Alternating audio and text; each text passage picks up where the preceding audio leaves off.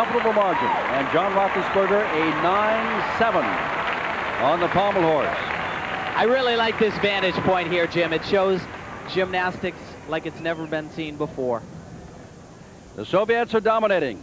The silver and bronze are up for grabs between the East Germans, the United States, and China. We are back at the Tacoma Dome. I'm trying to look at the scoring in front of you and watch Chris Waller also on the pommel horse. The Soviet Union is just running away with us, but everybody expected that. The United States is 0.3 of a point ahead of East Germany, and China is right in there. Now, Lance Rignall also had a good performance on the pommel horse, and we'll update you on Chris Waller in just a moment. And, you know, this is so surprising. The Americans disaster struck on the floor exercise, and they dealt with it so well coming to the pommel horse. They were all fabulous. This is Lance. Look at that view. His body just traveling completely from one end of the horse to the other.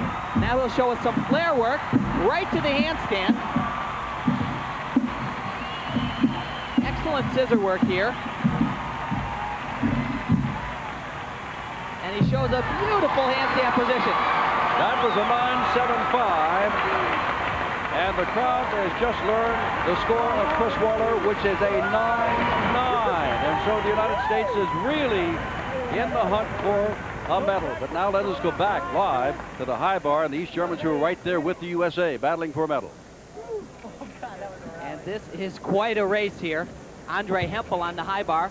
His reverse hex with legs together, that's D-rated. Here comes another release. You know, whereas the Americans tried to give it away on the floor exercise, the East Germans have followed suit on the high bar. Their first two competitors had major errors. This routine's going very well at this point.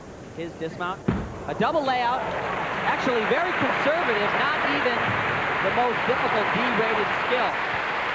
That really wasn't anything special at all. Shouldn't bring that big of a score. But Tim, I want to go back to something that you said earlier. We cannot take away from the performance of the Chinese or the Germans or the Americans from that standpoint, but the Soviet Union, they're so clearly, someone called them the Oakland A's of gymnastics. They're so deep, they're so good. As we watch Hempel here in replay, the rest are trying to catch him, but they're really not taking charge. No one country is taking charge in the race for the silver and the bronze. That's right. Everybody looks a little bit afraid. And these releases, although they are good, they are not difficult enough to compete with the top level athletes at this point in time. This is a good routine, like we've said. He showed us two back-to-back reverse hex. And there's his dismount, just a simple double layout, actually has to pike down a little bit, and a big step. And let me update you. Now, we're midway through this rotation, of course, and nothing becomes official till it's all over. But at the moment, the United States is in second. China has moved into third, and East Germany has fallen to fourth as of this moment. And Andre Hempel comes up with a 9.5. Like we said, no major mistakes, but really didn't knock your socks off anywhere in that routine. You just wonder, as you look at Dieter Hoffmann, the men's gymnastics coach of the East German Republic, you just wonder if Arkayev had used Papachinsky instead of Ogilny, what the Soviets might have been mounting. My goodness, they could be so much further ahead than they actually are now. But we are looking at another great veteran gymnast. This is Silvio Crowe, way in the air on a one-arm Ginger skill. Incredible. The best gymnast in the history of men's gymnastics in East Germany. He's working very nice at this point. Has a very long and clean body. Shows us a big dismount here, a 1.5 twisting double front. Just a small step on the landing. He has been a world champion on the parallel bars. He's been a world champion in vaulting. And he's 25 years old. But I don't know how old, and I'm not going to ask how old you are, but when you get to be 25, you're getting a little old in gymnastics. Well, if you notice, he's probably about 15 feet in the air, Jim, at the height of that release. And if he does miss the bar, it hurts quite a bit. When you get up in age, it certainly is a little bit harder to get back up on the bar. He shows us a beautiful one-arm Ginger. He goes completely out of frame. Can't even see him. And now here's his dismount, very different. This is a double front with 1.5 twists. Now remember, the rotation scores will not come now, but rather after the completion of rotation 5, and we are in part 1 of rotation 5. But as of this moment, we have the Soviet Union in first, the United States second, and China third. Now in the second half of this rotation, the USSR will be up and will be on the pommel horse, where they excel as they do in every other apparatus. They seem to just keep mounting up those points. We're waiting for the score now, and it's a 9-8 for Silvio Kroll of the East Germans. It's not over yet. The battle is not for the gold. The Soviets have that. The battle is for the silver and bronze, and we'll check in again, but now let's check in with Larry King. Will it be Valentin Mogilny of the Soviet Union, the European champ? Will it be Valery Lyukin, the silver medalist in Seoul in '88? Possibly it'll be a non-Soviet, perhaps East Germany's Silvio Kroll. He looks strong tonight. And then on Sunday night, the conclusion of men's gymnastics, the individual apparatus final. What we'll be looking for is Lance Ringnauld of the USA to be hunting possibly for a medal in the high bar. He had a 9.85 in that event tonight. Don't forget, Trent Demas had a 9.9. Could be some gold for the U.S. Not tonight, but maybe later on in the weekend in men's gymnastics. Thank you, Hannah. As always, right on top of the scene, Hannah Storm. By the way, tomorrow night at the welcoming ceremony is a great show planned. We'll show you all of it, lots of stars. We'll be visiting with them as well. Arnold Schwarzenegger is going to be with us tomorrow night. Nick, what's ahead in swimming? Well, unfortunately for the swimmers here, Larry, Janet Evans is ahead. We saw what in the morning, Moscow time, Saturday morning in the capital of the Soviet Union. All those people there are going to be watching these events as they get up this morning of the second Goodwill game. And as you can tell, it's a pretty morning in Moscow. Right now, let's go back to the Tacoma Dome and men's gymnastics. Jim Simpson, it's all yours. All right, Larry, it's a pretty morning in Moscow. It's a great evening for the athletes from Moscow and all around the Soviet Union. In the floor exercise, where the United States did not do well at all, listen to this. Mogini 9.8, Belenki 9.8, Sherba 9.85, and Valery Lyukin. Lyukin has just come in with a 9.9. But still, the Soviet Union running away, as everybody expected, after 5 of the 6 rotations. United States second still. China is now third. East Germany's going down to fourth. And now, Tim Daggett, you love the floor exercise, and here is Lyukin with his 9.9 performance. And this was so remarkable. This kid is such a daredevil. He really makes things happen out here. What he'll be doing in his first pass, the only person in the world performing this. This is a triple back somersault. Watch this. Incredible. Wow. I'm speechless after that. He comes back with a pike straddle side, opens up, just to say, look at how easy this is for me.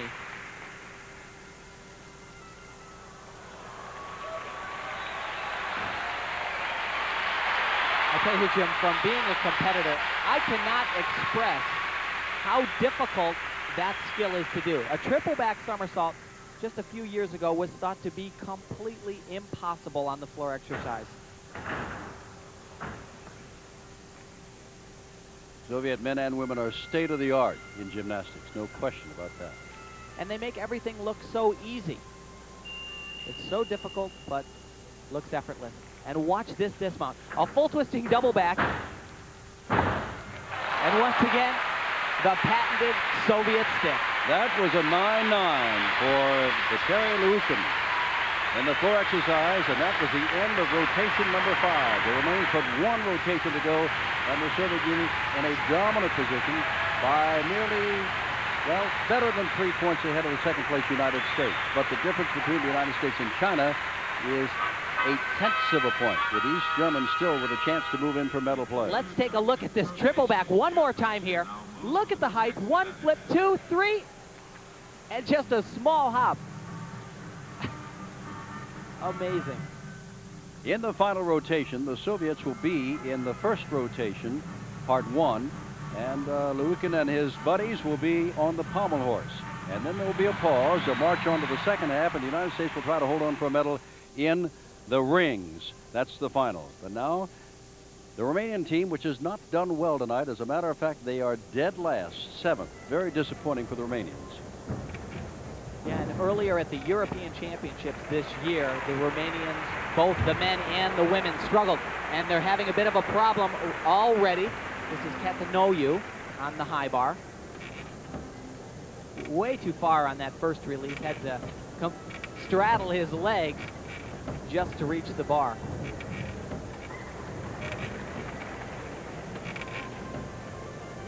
He's getting ready for his dismount. The double twisting, double somersault, and a pretty good landing.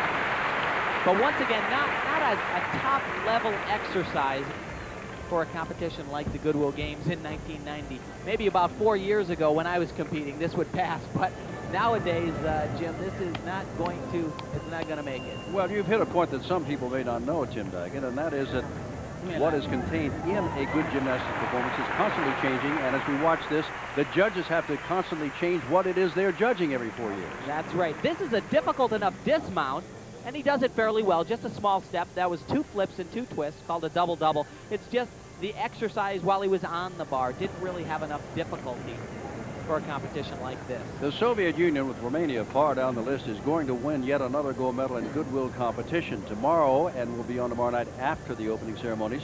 We will go to the all-around, and Americans are qualifying for the all-around, and then on Sunday it is the individual apparatus. And the United States, and I think you were right, at the Nationals, when a lot of people were disappointed in the men, a lot of people were saying, hey, they may surprise you in Seattle. Well, here's Luke, and we just saw him on tape moments ago, but here he is now on the pommel horse, and this will be his last appearance of this evening. And this is tough, Jim, to go from competing last on one event to first up on the next event. That really wasn't the best of planning on the Soviet part. I can imagine Arkayev's a little concerned at this point. We'll see how Valery deals with it. He's actually brushing the horse a little bit. Very difficult skill. This is called a flared spindle travel. From this vantage, you can see exactly where the hands have to go, traveling from one end of the horse to the other. He's working very well at this point. You know, this kid never stops increasing his difficulty. I saw him score a 10 a couple years ago, and he's got about 5 more tricks in this routine. Great exercise. Larry Lukin. Second he set on the all-around in the 1988 Olympic Games, and at the end of that year he broke his arm, and so 1989 was not that great a year for him, but he is starting off 1990, at least in the Goodwill Games, in fine fashion. That's right, and watch this. He is traveling all the way across the horse in a flared position while turning his body in the opposite direction that he's swinging. That's called a spindle. Now, these are requirements on the pommel horse. They're called single leg scissors. Here's his flares and his dismount right through the handstand position. And once again, of course, with but 2 competitors left, Tim, the USSR is well on its way to a gold medal in the team competition. The question remains, is it going to be the United States? Is it going to be China or East Germany for 2nd and 3rd? We'll find out. Team Ed Birch and Yefim Furman, what an amazing feat to come to pommel horse and make back the ground that you lost at floor exercise. Well, I think that's really an attribute to our team. You know, it's going to, of course, it helped us. I mean, after 3 falls on floor, we needed to come back. The guys pulled together as a team, and that's exactly the way we trained them as a team. We're really proud of them. Well, great. Good luck on rings. Let's go back up top. All right, and when we get back for the second half of this rotation, we're going to have the Germans on the floor exercise, the USA on the rings, as you said, and the Chinese on the high bar, and we'll find out who's going to win the silver and bronze right in this final exercise. That's where they stand right now. Soviet Union has wrapped up the gold medal, and I want to tell you the way they did it on the pommel horse with the final competitor was just indicative, Tim Daggett, of what they have done all evening long, all year long, and for years, as a matter of fact, with McGillney on the pommel horse. What a performance he turned in. That's right. He actually scored a 9.85 with a break on the pommel horse. He does more in his exercise than anybody, by far. 2 to 3 full routines of gymnastics. Let's take a look at his routine on the pommel horse. We're getting a smile from his coach, Leonard Arkayev. And this is the man on this event. Many times